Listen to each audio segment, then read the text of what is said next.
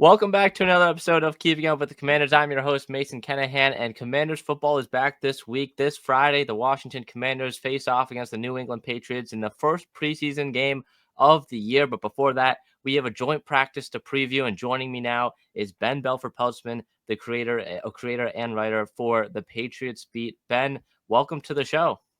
Thank you for having me on, Mason. I'm stoked to be here.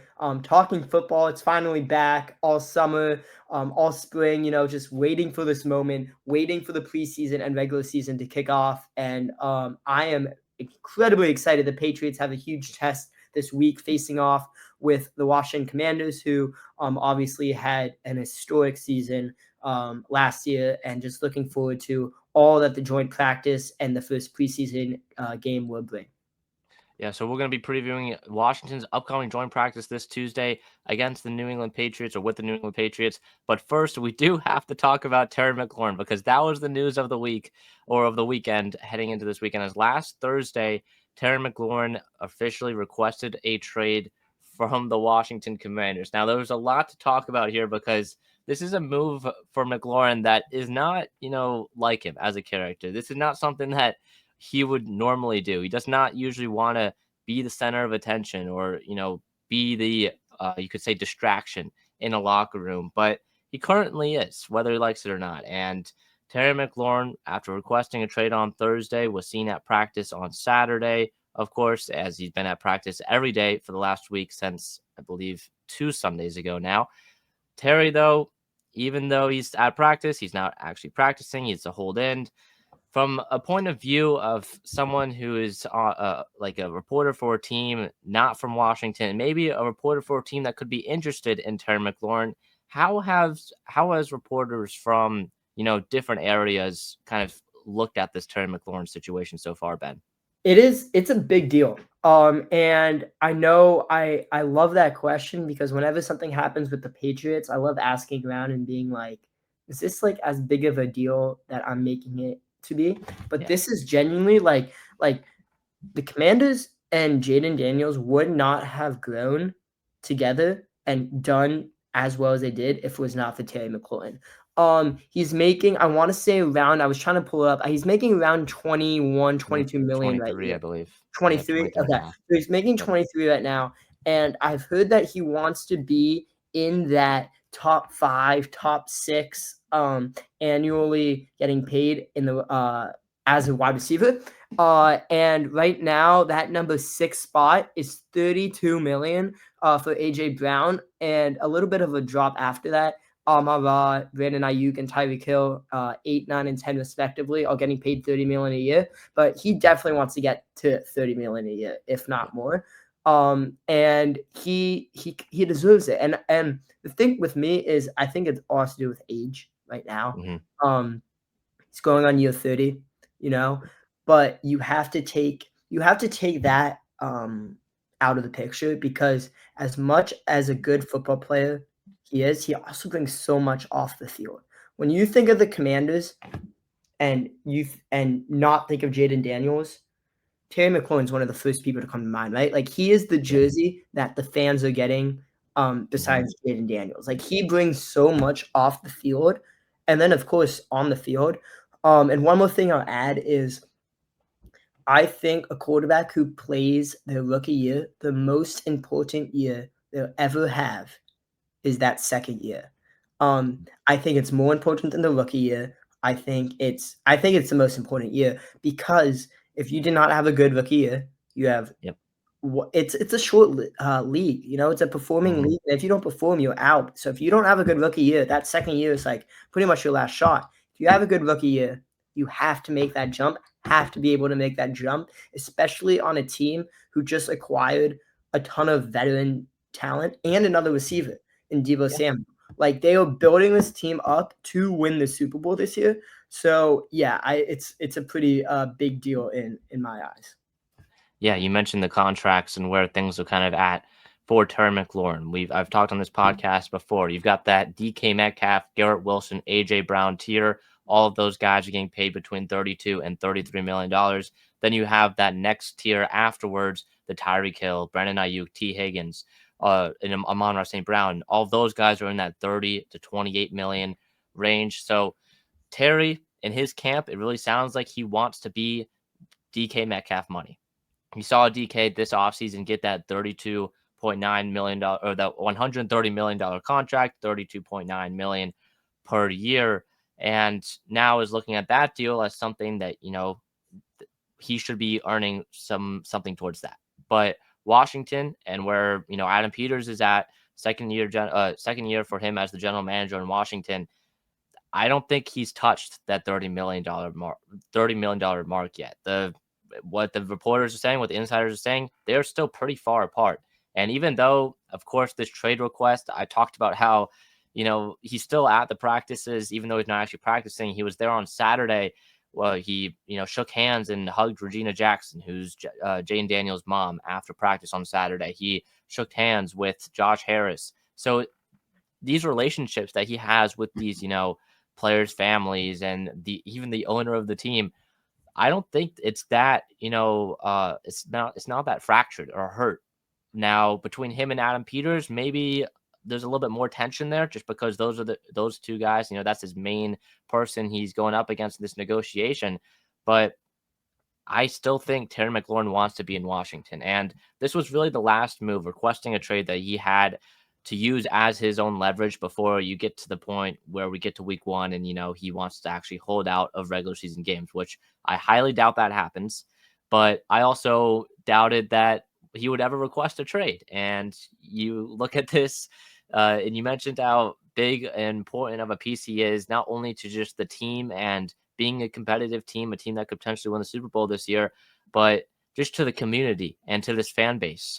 Terry McLaurin, we've seen, you've probably seen the list, but we've all seen the list. He's played with 11 different quarterbacks so far in his career. He's got caught passes from 11 different quarterbacks. So this is what he's wanted. He's stuck with this team so that at some point he would have a consistent quarterback situation, a quarterback that can get him the ball consistently, and for this team to succeed. He now has that situation in Washington, and he now requests a trade out of Washington. So the next steps for this Terry McLaurin, situation, I would say, if I had to take a guess, I told you before we started recording here, I would say maybe it gets done in the next week or so. I would highly doubt he, holds out of games in the regular season. But I know, as someone who covers the Patriots for you, what would you consider trading for a guy like McLaurin? You mentioned his age. You mentioned now the contract as well that you'd have to give him. If McLaurin were to be traded, which is now a possibility. I think it's still a pretty low possibility, but it's a possibility. What would you be willing, as a fan of a team that could definitely use a wide receiver like him, to give up for a player of his caliber? It's a good question. I'm trying to think about the recent receivers. There's a moment in time the Patriots were really interested in trading for Brandon Ayuk, Mm-hmm. and they were not offering more than a fourth for him. And he is 26 or 27, I believe. But it's Terry McLaurin, and Terry McLaurin's a better receiver. I'd rather have him than pretty much. I would say, other than 9 or 10 guys, I'd rather have Terry. Other than the Justin Jefferson, AJ Brown, Tyreek Hill, I'm not gonna name all of them. Jamar, yeah, those guys. I want him on my team. If I was the general manager, I would give up a second for him, Okay. and then take on the contract. I would give a second. He's not gonna get a first round pick. He's not gonna trade a first. I think a second is high because then you also have to give him the contract. So I believe it, but I also think having someone like Terry McLaurin, in the case of the Patriots, was someone like Drake May. I lost my train of thought for a sec. With Drake May as a quarterback, they brought in Stephon Diggs, which is going to be awesome. That is a great veteran addition who's been around, who's been played against the Patriots quite a bit in his career. But having another veteran like Terry McLaurin, I'd be willing to give a second. But like you said, he's a football player. He wants to play football. These guys don't want to hold out. It's not like he doesn't want to go to practice, right? Yeah. I think it definitely gets done in the next week. I think at the very, very most 2 weeks. I can't see this stretching until the end of August. Yeah. I can't see Terry McLaurin on another team. That's what Yeah, that's what I'm thinking right now. Like when I try and picture a trade potentially happening, I don't know if my vision's clouded just because I cover the Washington Commanders and I've been here in DC, so I've only seen Terry McLaurin in a Washington uniform. But he's a player. When you think of Terry McLaurin, you think of the Washington Commanders or Washington football team or Redskins. Like he's been through it all.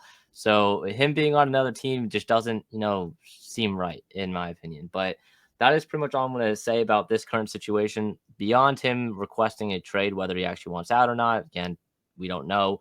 That's nothing much has happened or has been leaked in that negotiation process so far. So I want to get to the main thing though this week and more on a brighter note, and that is because football is back, like you said earlier, and the Washington Commanders are heading up to Foxborough this week to take on the New England Patriots. We've got a joint practice this week as well. I believe that is on Tuesday, and then the game is on Friday. So Ben, joint practice with Washington. I feel like these joint practices are super important and have become increasingly important for these teams because you can actually see your players go up against other players. Because once we get to this stage in training camp, the defense kind of already knows what the offense, is doing because they're running kind of the same stuff to get it installed.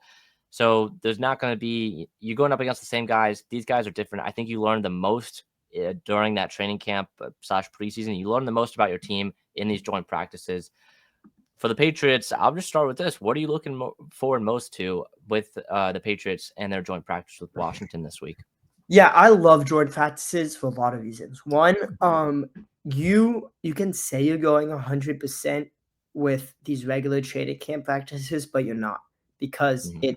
you're going against your team and you're not going to hit someone like you're hitting an opponent, right? Like it is genuinely like you just said, such a good way to evaluate where you are as a football team going against a team like this. And as a Patriots, like as someone who covers the Patriots, I'm incredibly excited to see how they match up against the Commanders, right?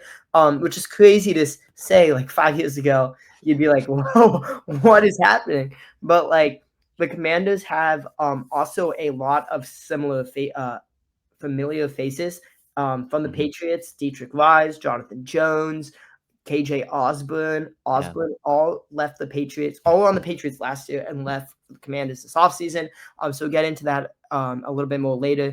But like I said, I'm excited just to see how the Patriots offense matches against the Commanders defense. But more importantly, the Patriots defense matching up against Jaden Daniels and the offense, just because the Patriots did a total overhaul of their team this year completely. On the offense, though, they just attacked that in the draft mostly. Besides Stephon Diggs, a few veterans on the O line, Manny Morgan Moses. But besides the offense, it's mostly rookies, right?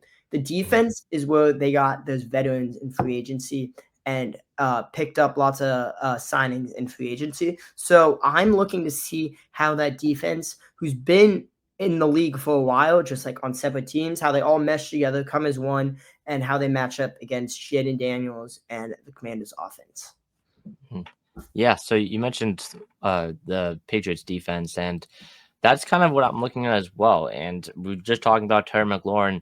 The position group that I'm most excited to see this week is Washington's wide receiver room, because I'm assuming, we talked about we probably expect a Terry deal to be done at some point in the next week, but again, not sure. Plus, they're going to be going up to Foxborough for this game, so I don't if that, plays a role in maybe pausing negotiations just for a little bit until they come back down to Ashburn. That could also be, an issue or hold up in this negotiation. So I would expect Washington to be without Terry McLaurin again for this joint practice against New England secondary. And you look at the secondary and the corners for New England. Of course, you have Christian Gonzalez there. You add Carlton Davis in free agency, plus Kyle Duggar and Jabril Peppers return at safety.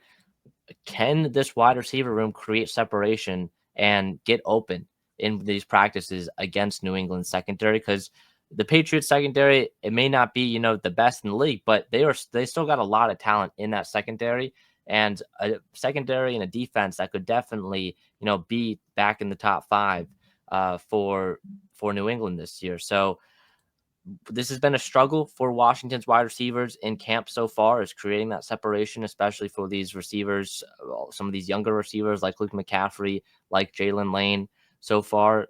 And without Terry, it's definitely a big issue, especially stretching the field vertically, because that's what Terry's known for, right? These deep go balls, these contested catches deep down the field. He helps stretch the field vertically, and Washington doesn't really have another wide receiver or another offensive weapon that can stretch the field vertically beyond him. So with Terry out, and let's just say preparing for the worst here, if you have to miss some games without Terry this season, even though he's been super reliable the past 4 years, I don't think he's missed a game.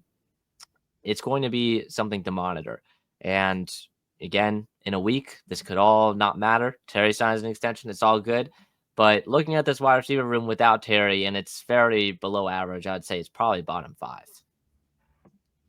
I think that is really interesting to hear because I totally just did not know that. So that's definitely interesting to hear. But looking at this Patriots secondary, like you just said, I think it's one of the stronger parts of the team. They have besides the pass rush, which now just added Milton Williams. They have Tonga, Christian Barmore, Harold Landry. So I'm excited to see that. But looking at the Commanders' offense here, um, besides Terry, so you take Terry out, you take Debo out, Michael Gallup, Luke McCaffrey, I don't think McGallup's making the team. So that just shows you like it's pretty like bad too. no that right. So Yeah. I'm definitely interested to see how also the Commanders adapt. One more thing about Terry is if he is traveling to New England, which I assume he is, I assume he's going to be with Hmm. the team. Just gives the Patriots, another opportunity in person to try to poach him away in person, which is always different than over the phone or are you available or you're not. So I'm hoping the Patriots and Drake May can impress because you never know. Never know. Terry could be like, I'm out. Yeah, I'd be very surprised, but you are right. It is, in person is definitely a lot better than over the phone. But yeah, I mean, this wide receiver room beyond Terry, you got Debo, who's more of like a stretching the field horizontally type of player, tries to spread out this offense, sideline to sideline. But Luke McCaffrey kind of was a disappointing rookie year last year for him. He was very quiet. Jalen Lane has been impressive in camp so far, but again, you don't really know until he kind of goes up against maybe some other players that is not his teammates. And then beyond those guys, like you mentioned, Gallup, I'm really just unsure if he's going to make the team because it's probably between him, KJ Osborne, Ja'Cory Brooks, all fighting for that 6th wide receiver spot. And Noah Brown is kind of the main option for Washington, but he's more of kind of a bigger slot receiver. So there's going to be some questions in this wide receiver room without Terry. And we saw last year, Terry was able to step up in the big moments last season. He's got, that it factor, you could say, in the clutch and deliver for this Washington team. I don't know if any of these other wide receivers, I know there's some big questions still. Like we don't know what we have in Luke McCaffrey or Jalen Lane really yet. Debo, he's in good shape. All right. Whatever you see online, I've seen him in person. He's in good shape. He's ready to go. But you still don't know after coming off of a down year in San Francisco. It's still kind of a question mark there as well for him. So Washington's wide receiver room will be a position to monitor against this New England team. Is there any other position on the New England side of the ball that you are looking at against Washington's roster? I have to say the offensive line. I think Hmm. I know what the wide receiver room will bring. Most of those guys are not new, basically at all. And I am interested to see how Kyle Williams looks, the only rookie in the wide receiver room. But having Jared Wilson come in out of UGA and already be in the left guard starting spot for the Patriots 2 weeks in kind of just goes to show um, how much they struggled. How much they struggled on the O line last year and struggling and protecting Drake May. So I'm definitely excited. 4th overall pick, Will Campbell, right? I'm really excited to see him, how he looks at left tackle. And then as Morgan Moses, Caden Wallace, just some of these guys who I'm just looking to see and how they mesh to come together and face a Commander's defensive front that has Armstrong in it, Von Miller. I don't know how much Von Miller is going to participate in a joint practice, but he should be participating. And then Javon Kinlaw, he did pretty well last season. So I'm just trying to see how the Patriots offensive line stacks against the Commanders front. Yeah, the Commanders' defensive line was probably one of the positions with the most change for Washington last season. You mentioned the Kinlaw signing, Dietrich Wise coming over from New England. Von Miller was the most recent signing on the edge there. Without Jonathan Allen now, and without Dante Fowler, who was Washington's who led Washington in sacks last season, there's going to be a bigger role for some younger guys like Johnny Newton, the former second-round pick out of Illinois, who many people thought was going to go in the first round, but kind of fell because of a foot injury. Last season, we saw some flashes from him, but there was still, some things to work out. And heading into this year, it's a big year for not only just Johnny Newton, but for a lot of those players that were drafted in the second and third round last year for Washington. When you look at Washington's 2024 draft, you look at the top, Jane Daniels, right? Mikey Sanders still, but Washington had 5 top 100 picks. And those other 3, it's going to be some pretty big years for Johnny Newton, Luke McCaffrey, Brandon Coleman, to show what they've got, and if they're all able to take that next step for Washington. Because if they can, this team is definitely pretty deep at a lot of positions. So yeah, that is something to look at. You mentioned Jared Wilson. He's been a training camp standout for New England so far. Is he competing with Strange then for the starting spot? Will Yeah. Strange potentially lose it? Yes. So Strange got hurt last season, and he didn't really kind of ever get his spot back. Okay. Jared Wilson is oh my gosh, I think he was drafted in the 4th round. Third Almost round. Third round? Third round. Yep. Okay. He's drafted in the 3rd round, but he is someone who has genuinely looked very, very, very good. And drafting back like 2 starters for the offensive line in one draft is like a huge win for the Patriots if Jared Wilson starts, and you got Will Campbell, who can obviously start. That should be the left side. Is Campbell, then Jared Wilson on the left side, and then Garrett Bradbury, veteran at center. And then at right guard, we have Mike Owenu, obviously, and then right tackle is Morgan Moses, a pickup from the New York Jets, 34-year-old, big tackle. But I'm excited to see how these rookies compete against someone else, against another team. Someone like some of the time, like they know what type of pressure, what type of stunt is coming, just because they're like a couple feet away from them announcing calls. Like the defensive coaches could be like, try this stunt, try this pressure, try this whatever, and the offensive line picks it up. All the terminology is the same in the playbook. When you get another team there with different playbooks, you never know what hard count is what, and like it's all different things, and that's what I'm really excited to see. Yeah, it's definitely going to be a lot of fun. And looking at some more player specific guys that are that have the most to prove for this joint practice and for this first preseason game, as we get to see both of our team's players on the field competing in a football game for the first time this season.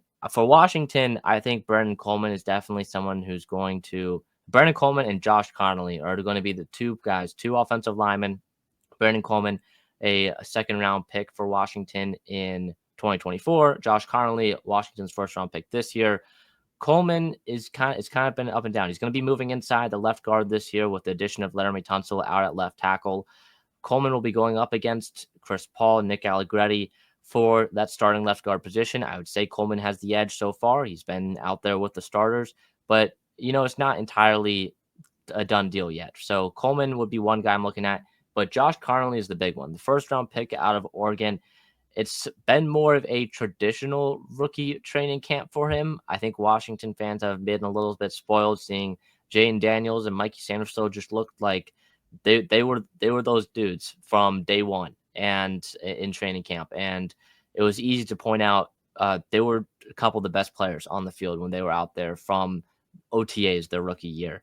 Connolly, it hasn't been a struggle. It hasn't been a pretty big struggle, and it's not something I'm not like ringing the alarm bells or anything, but it's going to be really up in the air who's going to win that right tackle battle between him and Andrew Wiley. So going up against New England's defensive line and those edge rushers that they have, it's going to be pretty fun to watch how those guys will hold up. So is there anyone on New England side of the ball that kind of sticks out to you? That I really want to see. Like I said, those two rookies on the offensive line, Mhm. Jared Wilson, Will Campbell, those are the two that I really want to see. Obviously Drake May. That's Yep. always exciting to see, right? Like how your quarterback comes off after a rookie year. Excited to see Jaden Daniels. Kind of getting more specific. Uh, I would say a few of the wide receivers that Yeah. haven't that don't have those spots locked down. So Jalen Hmm. Polk, Javon Baker, um, Keishawn Butte, the three Hmm. of them, I definitely want to see and how they progress because it's gonna be one spot between the three of them. And those are 2 draft picks from last year, and then a draft pick from the year prior before that. So you definitely want to have one of those guys do stand out. But yeah, I'm just excited to see how everyone Hmm. comes together.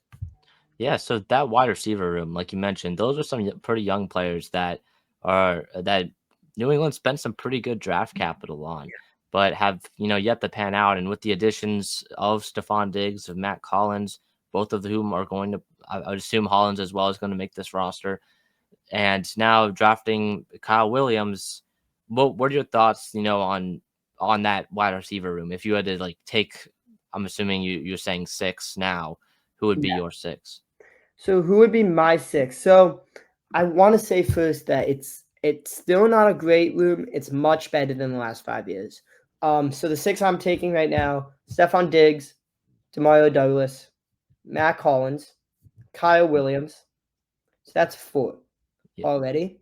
And Kendrick Bourne hasn't even been mentioned yet.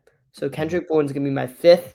And then between Jalen Polk, Javon Baker, and Keishawn Butte, I'm taking Keishawn Butte. He has had the most production, had the best statistical year out of the three of them last year. I know it was their rookie years, but I'm taking that as my six. And maybe if you're lucky, one of them will get kept on the practice squad, but you release them, I bet they're getting signed somewhere. Yeah.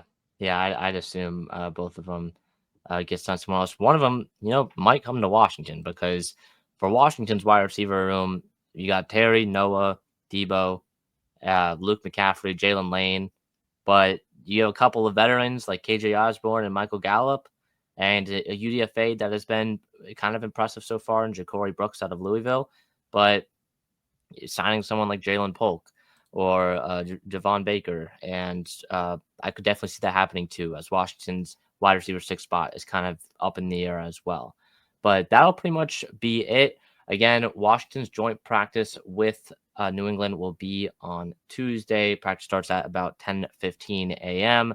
I believe the Patriots will probably broadcast some of it, maybe luckily on the YouTube Yeah, channel. Yeah. Patriots.com, or Okay. the Patriots on YouTube will definitely have some sort of stream going.